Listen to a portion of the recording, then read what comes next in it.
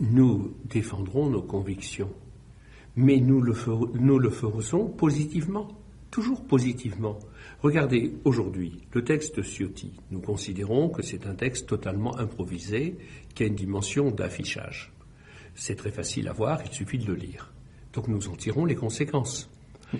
Hier, la question des chambres régionales des comptes est venue par raccro, alors qu'il aurait fallu faire un texte spécifique. Nous en tirons les conséquences par notre vote.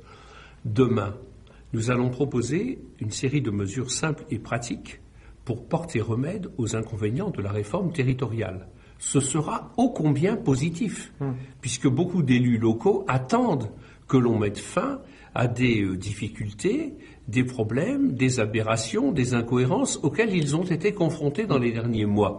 Donc c'est positif. Si ça met des bâtons dans les roues de la majorité présidentielle, c'est pas plus mal non plus. Mais non, ne croyez pas que nous jouons une sorte de jeu un peu cynique, voilà, il faut embêter ceux d'en face. Non. Nous sommes des législateurs. Nous constatons qu'une réforme territoriale que nous avons combattue, et nous sommes bien placés parce que nous sommes nombreux à avoir fait la campagne pour les élections sénatoriales.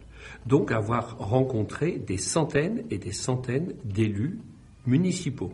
Le fait de faire appel lorsque la majorité est effectivement liée à 5 voix, de faire appel à un scrutin public lorsque l'on voit qu'il y a un problème de vote, eh bien c'est assez banal dans cette maison. Je l'ai vu pratiquer un nombre très grand de fois de l'autre côté. Donc ça fait partie des habitudes du Sénat ou de l'Assemblée nationale d'ailleurs, mais je suis d'accord avec vous. Je pense que la présence est nécessaire.